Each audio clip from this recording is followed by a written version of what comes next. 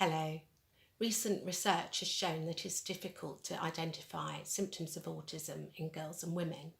This has led to delayed diagnosis, misdiagnoses, and some people not being diagnosed at all. So why are we not picking up these girls with autism? Two of the reasons for underdiagnosis in girls are diagnostic gender bias and gender stereotypes. Ever since the first published reports and descriptions of autism in boys in the 1940s by Hans Asperger and Kanner, it was thought that autism predominantly affected boys. Thus, the model we have for classic autism is a male model. The diagnostic tests were developed with boys in mind, and they may fail to detect symptoms in girls, as they may not fit the stereotypical profile of a person with autistic spectrum disorder. This is even more likely if the girl does not have a behaviour or learning problem. A general lack of understanding about autism may mean that healthcare professionals, teachers, parents or caregivers can miss symptoms in girls. These include stereotypes about autism, such that somebody who is autistic has a keen interest in maths and science, and that autistic people are unable to form friendships. Researchers have also speculated a gender bias in parental reporting due to the expectations and socialisation of gender roles in society. The presence of repetitive behaviour and special interests is a key diagnostic criterion, and clinicians often look for stereotypically male interests such as train timetables and numbers during the diagnostic process. However, girls with autism do not necessarily have the same kind of special interests as autistic boys, and their interests are similar to typically developing girls, and these are all socially accepted. Stereotypes about typical male and female behaviours can also get in the way of diagnosis for girls with autism.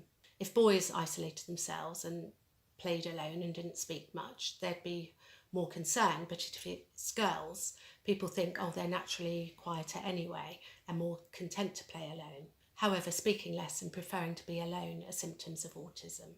As autism is more common in boys than girls, parents, caregivers, healthcare providers and people involved in education may be less likely to look for symptoms in girls. Another reason why a diagnosis of autism may be missed in girls is that boys and girls can present differently.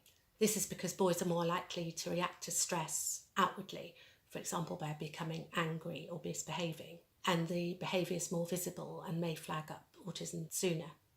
However, girls with autism are less likely to be aggressive but may become withdrawn and passive. And girls are more likely to react to stress with behaviours that are not noticed immediately, such as self-harm. They may be referred to professionals because of internalising symptoms such as anxiety, depression and eating disorders, but the healthcare professionals may miss the social dysfunction underneath all this caused by the autism. Many autistic women are not diagnosed because of their ability to camouflage or mask their symptoms by copying socially appropriate behaviour. Girls with autism tend to be more sociable and able to make friendships than boys with autism. From a young age, girls may not understand what's going on in a social situation, but they're able to get by copying what things around them and imitating what they see. Some symptoms of autism may be less common in girls than boys, or may be milder. For example, repetitive behaviours such as lining up toys, a fascination with swirling wheels or parts of objects, obsessions with trains or video games or mechanical objects are more common in boys, and these symptoms are easier to spot than difficulties with communication or socialising. Girls with autism may have milder symptoms or simply different ones.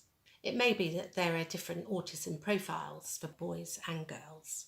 That is, they may differ in the ways that they exhibit the strengths and the challenges of autism. Girls with autism are more likely than boys to be able to respond to non-verbal communication, such as pointing or gaze following. They are also less prone to be distracted and they're more focused. Thank you for listening. I hope this has been of interest. Bye for now.